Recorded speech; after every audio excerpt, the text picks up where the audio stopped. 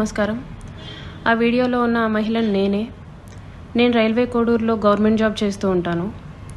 గత సంవత్సరంన్నర ముందు జూన్ 14, 2024లో రైల్వే కోడూరు ఎమ్మెల్యే అయిన అర్వా శ్రీధర్ గారికి నేను కంగ్రాచ్యులేషన్స్ చెప్దామని చెప్పేసి ఫేస్బుక్ ద్వారా మెసేజ్ చేయడం జరిగింది. అతను మొదటి రోజు అయినా సరే నాతో 2-3 గంటలు మాట్లాడారు. లాస్ట్లో అతని నెంబర్ నాకు ఇచ్చి నా నెంబర్ అతను తీసుకున్నారు. టెలిగ్రామ్ అనే యాప్లో నాకు మెసేజ్ చేశారు.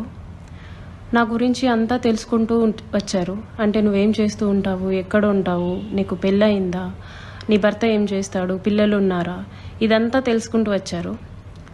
నా భర్త నాకు దూరంగా ఉంటున్నాడు అనేసి తెలుసుకున్నారు. నేను నా బాబుతో ఉంటాననేసి నేను చెప్పాను. అలా అనుకోవద్దు, నువ్వేం ఒంటరివి కాదు, నీకు నేనున్నాను, ఎటువంటి సిచ్యువేషన్ అయినా సరే నేను నీకు ఉంటాను అని చెప్పేసి నెక్స్ట్ డే నుంచే నాకు అటువంటి ప్రామిసులు చేయడం జరిగింది. అటువంటి భరోసాలు ఇవ్వటం జరిగింది ఆయన నుంచి. సరే అని చెప్పేసి నేను నార్మల్గానే మాట్లాడుతూ వచ్చాను. ఒక 2 రోజుల తర్వాత ఆయన నా న్యూడ్స్ అడగడం స్టార్ట్ చేశారు. వీడియో కాల్స్ చేయని చెప్పేసి బలవంతం చేయడం స్టార్ట్ చేశారు. ఇదంతా కరెక్ట్ కాదండి అనేసి నేను అన్నప్పుడు అతను చాలా ఫాస్ట్గా టర్న్ అయిపోయి సీరియస్ అయిపోయి నన్ను బెదిరించడం జరిగింది. ఇది నా కోడూరు, నా నియోజకవర్గం, నువ్వు ఒక చిన్న ఎంప్లాయీవి, నీకు ట్రాన్స్ఫర్ చేయాలన్నా సరే నేనే దిక్కు, నీ మీద ఎంక్వైరీలు వేయిస్తాను, నీ కొడుకు నువ్వు ఒక్కరే ఉంటారు, జాగ్రత్త మరి చూసుకో అని చెప్పేసి బెదిరించడం జరిగింది. అయినా కూడా నేను న్యూస్ పంపలేదు. కానీ దాని తర్వాత నుంచి కలుద్దామని చెప్పేసి నన్ను చాలా టార్చర్ చేయడం జరిగింది. కలుస్తావా లేదా అని చెప్పేసి బెదిరించడం జరిగింది. నేను కలవను అని చెప్పేసి జూన్ 14 నుంచి ఒక 20 రోజుల దాకా నేను అసలు కలవను అని చెప్పేసి భయపడుతూనే చెప్పాను. భయపడుతూనే నేను ఇగ్నోర్ చేస్తూ వచ్చాను. ఆయన ఒకసారి అన్నారు, నీ కొడుకు నువ్వు ఒంటరిగా ఉంటారు, చూసుకో, నీ కొడుకు ఏమైనా అయితే నన్ను అడగద్దు అనేసి భయపెట్టడం జరిగింది. సరే అని చెప్పేసి నేను జూలై 9, 2024లో ఫస్ట్ టైం కలిశాను అతన్ని. ఆయనే వచ్చేసి కారులో మా ఇంటి దగ్గరికి వచ్చి పిక్ చేసుకొని కడప రూట్ వెళ్దాం, కడప దాకా వెళ్దాం అనేసి చెప్పారు. ఏం మాట్లాడాలి అనేసి నేను అడిగాను. ఏమొద్దు, ఏం మాట్లాడద్దు, కడప దాకా వెళ్దాం అనేసి చెప్పారు.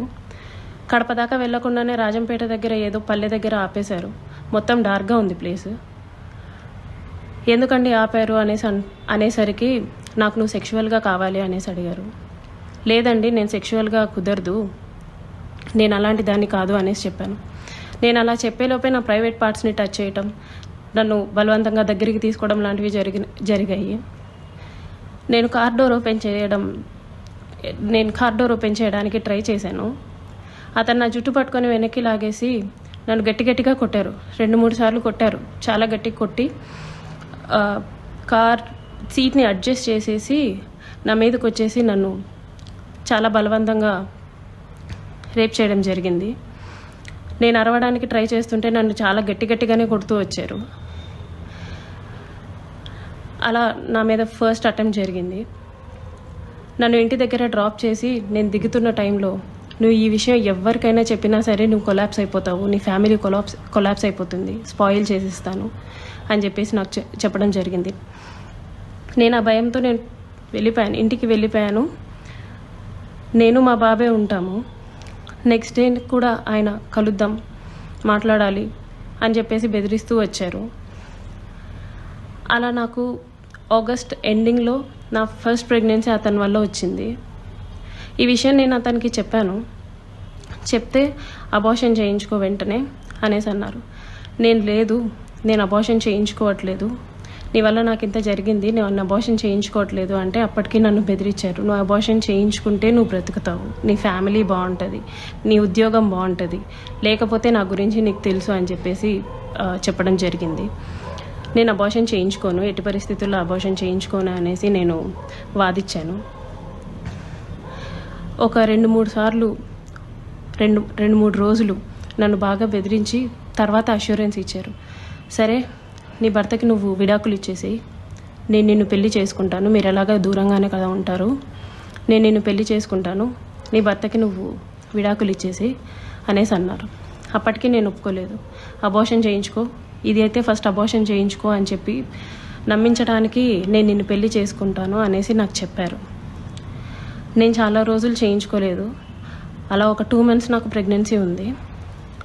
దాని తర్వాత ఇంకా ఆయన కంటిన్యూస్గా బెదిరిస్తూ ఇంటికి వచ్చి కొడుతూ చేయించుకుంటావా లేదా అని చెప్పేసి టార్చర్ చేస్తూ ఫైన్ డే నేను అబార్షన్ చేయించుకున్నాను. ఆయన మాటలు నమ్మి నన్ను పెళ్లి చేసుకుంటారని ఆయన ఇచ్చిన అష్యూరెన్స్ని నేను నమ్మి నేను అబార్షన్ చేయించుకున్నాను. ఇలా ఈ 1.5 yearలో నాకు 5 abortions అయ్యాయి ఆయన వల్ల. ఎప్పుడూ మా ఇంటికి రావటం, నాకు ఇష్టం లేదు అని చెప్పినా సరే నన్ను బలవంతంగా బయటికి తీసుకెళ్ళో లేకపోతే ఇంట్లోనో నన్ను కొట్టి మా వాళ్ళని బూతులు తిట్టి చాలా రకంగా నన్ను సెక్షువల్లీ అటెంప్ట్ చేయడం జరిగింది. నాకు తెలియని విషయం ఏంటంటే ఆయన నాకు తెలియకుండా మా వాళ్ళ నెంబర్స్, మా వాళ్ళ కాంటాక్ట్ డీటెయిల్స్, ఇంటి అడ్రస్లు ఇవన్నీ కనుక్కొని నా భర్తకి కాల్ చేసి నువ్వు ఆ పిల్లకి విడాకులు ఖచ్చితంగా ఇవ్వాలి, లేకపోతే నిన్ను, నీ ఫ్యామిలీని, నీ కొడుకుని ఎవరిని వదలను, అందరినీ చంపేస్తాను అనేసి బెదిరించడం జరిగిందంట. ఇది నాకు తెలీదు, ఈ విషయం నాకు తెలీదు. నా భర్త నన్ను తర్వాత కాల్ చేసి అసలు ఏం జరుగుతుంది అక్కడ అనేసి అన్నారు. ఇలా జరుగుతుంది అనేసి నేను మా ఇంట్లో వాళ్ళకి చెప్పాను. ఇలా రోజు ఇంటికి వస్తున్నాడు, నన్ను కొడుతున్నాడు, నన్ను టార్చర్ చేస్తున్నాడు, ఫిజికల్లీ నన్ను చాలా వాడుకుంటున్నాడు అనేసి నేను చెప్పి ఏడ్చాను. వాళ్ళందరూ నాకు దూరం అయిపోయారు. నీ ఇష్టం వచ్చింది నువ్వు చేసుకో అనేసి నన్ను తిట్టేసి నాకు చాలా దూరం అయిపోయారు. మేము ఇంకా నీతో మాట్లాడడం అని చెప్పి నన్ను వదిలేయడం జరిగింది. ఇదంతా ఆయన ప్లాన్డ్గానే చేసినట్టున్నారు. మా వాళ్ళందరినీ నాకు దూరం చేయాలి అన్న ఒక ఉద్దేశంతో చేసినట్టున్నారు. వాళ్ళందరూ నన్ను దూరంగా వదిలేశారు. మా ఆయన మా బాబుని తీసుకెళ్ళిపోయాడు. నేను ఒక్కదాన్నే ఉంటూ వచ్చాను. గత 6 నెలలుగా నేను ఒక్కదాన్నే ఉంటూ వచ్చాను. నేను నా ఒంటరితనాన్ని, నాకు పేరెంట్స్ లేరు, అమ్మ నాన్న లేరు అడగడానికి, చేయడానికి. అమ్మ నాన్న లేరు. అతను నాకు అష్యూరెన్స్ ఇస్తూనే వచ్చాడు, మ్యారేజ్ చేసుకుంటాను ఎక్సెట్రా అని చెప్పి. ఇలా వీళ్ళందరూ దూరం అయిపోయి నా గురించి ఎవ్వరూ అడగడానికి కూడా లేరు అని ఆయనకి ఒక క్లారిటీ వచ్చిన తర్వాత ఈ 1.5 year నాతో ఉండి నన్ను ఇష్టం వచ్చినట్టు సెక్షువల్లీ వాడుకొని లిటరల్లీ నన్ను కొట్టి బలవంతంగా చాలా సార్లు చేసి January 7, 2026 ఒక 20 days ముందు నేను నిన్ను పెళ్లి చేసుకోను, నువ్వేం చేసుకుంటావో చేసుకో, నీ ఇష్టం వచ్చింది చేసుకో, నీ దిక్కున్న చోటు చెప్పుకో, నీ గురించి ఎవడొస్తాడో నేను చూస్తాను, నేను మాట్లాడతాను అనేసి నాకు చెప్పడం జరిగిందండి. It's been 20 days. అతను నన్ను వదిలేసి ఈ 1.5 సంవత్సరం నేను నరకం చూశాను. అతని వల్ల చూడాల్సిన నరకం అంతా చూశాను. నాకు ఇప్పుడు న్యాయం కావాలని చెప్పేసి నేను కోరుకుంటున్నాను. దాని గురించి పోరాటం చేస్తున్నాను.